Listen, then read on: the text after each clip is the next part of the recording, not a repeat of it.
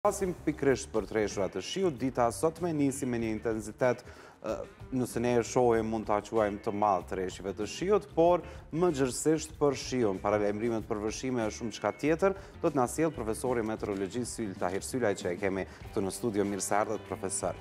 Mirë se u gjeta.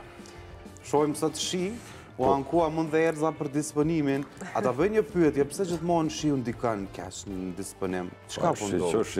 E bën një farë çrregullimin e natyrë herë ku ka rreshje intensive, ndërsa rreshtet e zakonshme janë të mirësor dhe në radhë parë për qytetarët, pastaj edhe për kulturat bujqësore të territorit të vendit tonë. Prandaj jemi ka fundi i stinës dhe këto rreshje janë normale, të cilat janë të pranishme.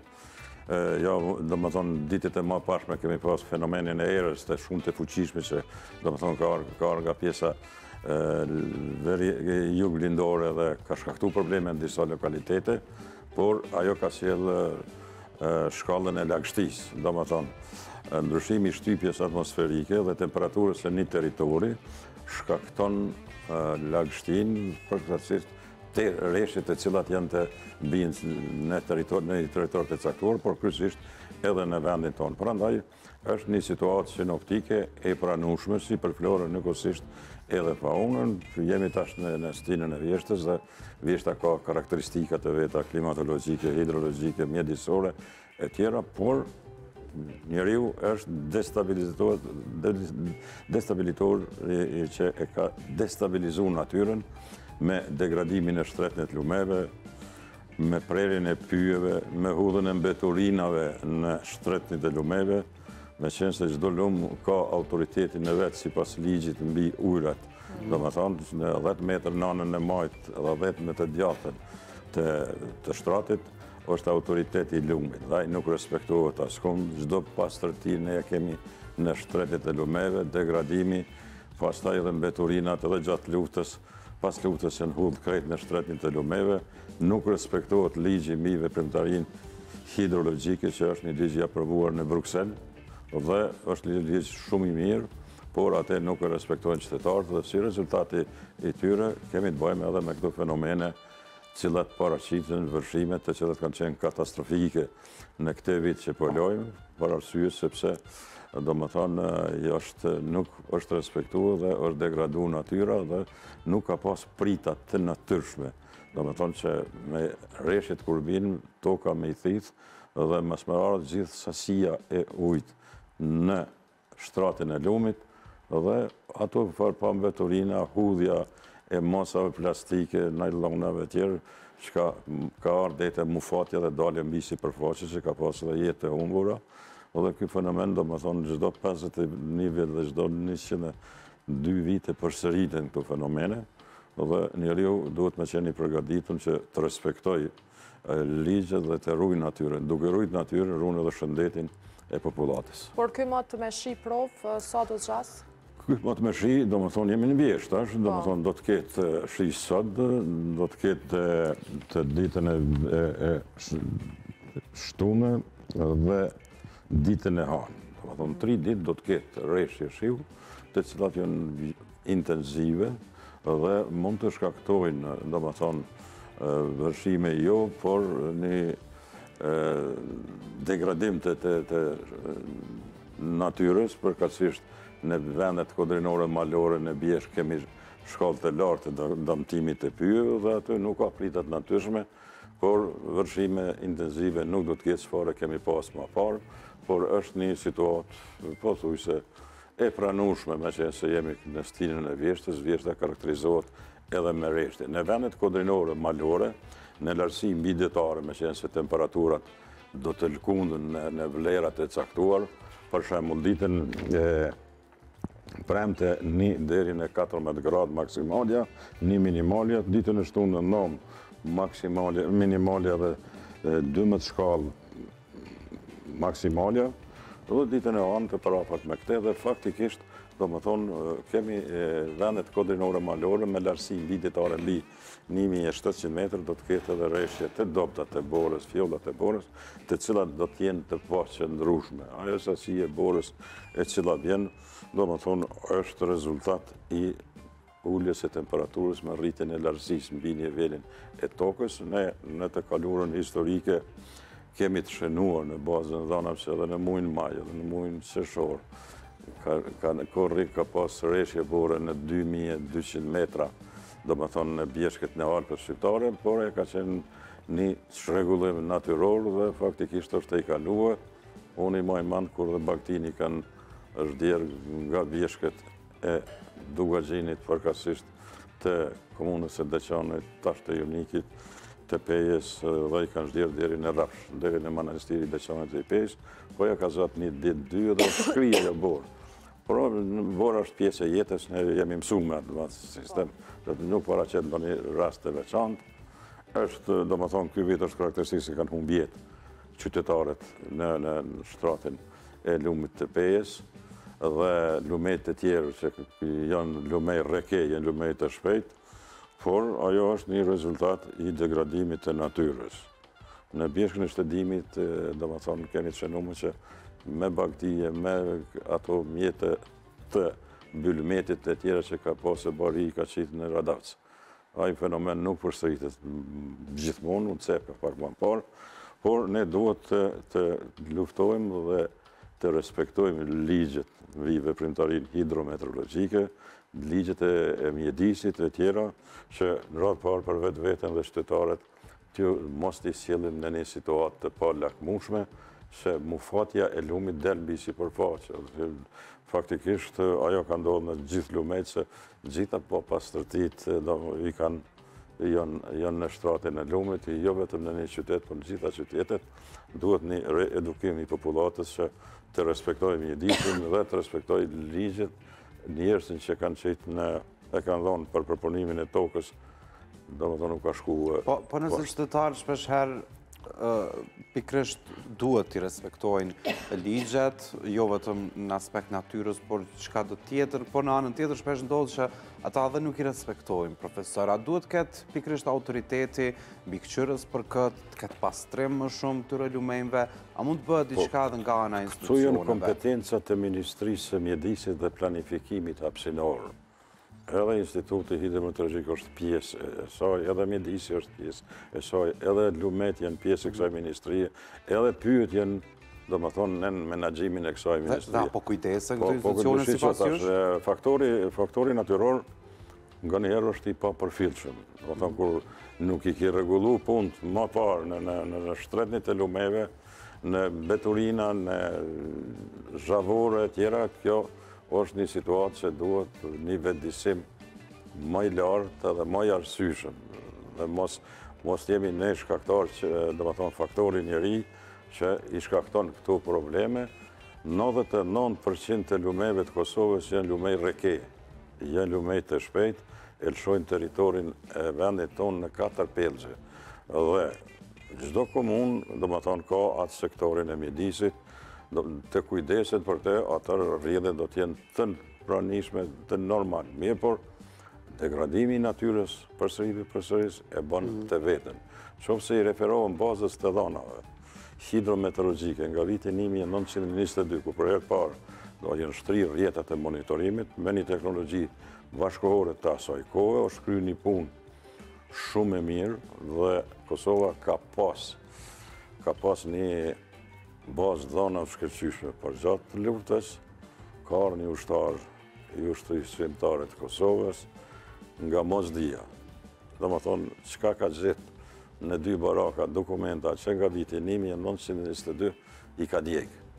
Dhe faktikisht ka bu një punë shumë të keqe. Sot ne Beogradin nuk ne ka kthyer ato dhëna, se konsiderojnë se janë bazë dhënave të atij shteti dhe kemi vetëm leret mesatare dhe jo të plotat të gjitha për arsye sepse, do më thonë, o djeg bazë e dhënave dhe tash çdo ekspert që punon, po atë bazë të dhënave nuk mund vjen në një konkludim dhe një saktësi të saktë për arsye sepse ato janë dhëna historike që kanë ndodhur dhe është një mësim që a guxoj me gabu asisoj, a nuk guxoj. Çka kanë përmbajtur prof të dhënat cilat janë Këto dhënat janë matjet hidrometrike, matja sasisë, përurja. Do më thonë, këto janë të llogaritë temperaturat, lagështia, shtypja atmosferike, era. Ato, do më thonë, janë matje për çdo orë. Dhe rjetat e cilat kanë qenë rjetat e fuqishme, të mira. Na mundëm me thonë që, do me thonë, ato i ka punu Serbia në atë kohë, por i ka punu me një koreksi. Ka punu mirë, e kalon një begati për këto probleme për grupin e ekspertëve, por pas lufte kemi ngritë rjetat e monitorimit të ujrave, kemi ngritë rjetën e meteorologjike dhe stacionet meteorologjike, kemi ngritë laboratorin për analizat fiziko-kimike, tajrit, tujt dhe dhevt, dhe ekspertë e fushës kanë pas mundësi dhe kanë shku edhe në shtetet tjera për të pa se si punohet, tek punohet, dhe kemi këto fenomene që dhe sot po përsëriten me ujra, do më thonë ndotja cila është e pranishme në liqenin e Batlavës, të kësaj të Graçanicës, dhe qytetarët nuk kanë ujtë të mjaftueshëm me pije. Mirë po duhet të merret mendimi ekspertëve të ujrave, kryesisht kimistave, dhe lamive tjera, dhe faktikisht rritja manganit ka atë problemin e vetë shëndetësor, që është një problem i shëndetësisë, mjekët mund të japin mendimin edhe ekspert që merren me te, Instituti i Medicinës përkatësisht i monitoron tonë kohën, dhe ka një grup të bashkëpunëtorëve të tyre shumë të kualifikuar dhe kanë aparaturë bashkohore dhe duhet të shqohet edhe çështja e kalibrimit të aparaturës. Kalibrimi, do më thonë, është çështje ligjore, që për çdo vjet duhet të bëhet komplet, është në rregull senzori, a nuk në rregull senzori. Për arsye se kalon ujtë, mund të lejë një stres të mbetjeve të cilat jesin, por ato e dinë shumë mirë dhe veprojnë asisoj, nuk ka vërejtja askur se tonë në teritori i Kosovës është në monitorim, me qenë se unë e kom modest. Institutin Hidrometeorologjik dhe bashkëpunim shumë të ngushtë me ta, na kanë ndihmu në fillim, dhe faktikisht këtu janë çështje të përbashkëta shtetërore në rang të shtetit Kosovës. Prof, nëse kthehemi tek moti, muaji nëntor, kemi edhe 2 muaj deri në përfundim të vitit, a mund dihet si mund ta kemi dimrin, a do të kemi borë dhe a është herët nëse një pyes a do të kemi borë për vitin e ri? Shqiqoni, parashikimi është i saktë për 3 ditë. Pas 3 ditëve bjen besueshmëria.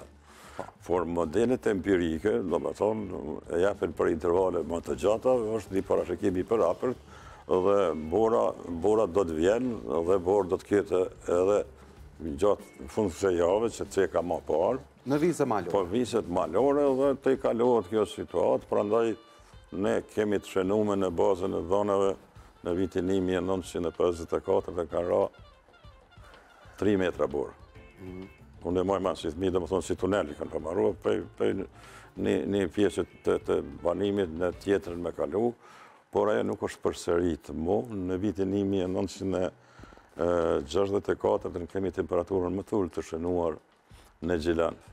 Dhe më thonë, minus 34,2 gradë Celsius, nuk është përsërit aja fenomen ende që i tilë, por ne jemi, dhe më thonë, qytetarët janë mësu me këto ndryshimet e temperaturës, është pjesë e jetës dhe nuk o fundi i botës. Dhe më thonë, ka vende dhe me shkallë më të lartë të fatkesive që ndodhen, por kryesisht është faktori njeri i cili i shkakton këto probleme me rastin e degradimit apo prerjes së pyjeve. Nëse u rastis puna më shku me pa Gjorovicën, shefnin një marifet mrapsht që kanë vot teleferik dhe i ngarkon 1 kubik lanë prej vjeshke në vjeshk, atje presin gomat e traktorit, pelcet ajo dhe kënaqen. Këtu duhet, dhe më thonë, është çështja e pylltarisë dhe kuvendeve komunale. Dyshim duhet këtë zëjmë mbi këqyrje.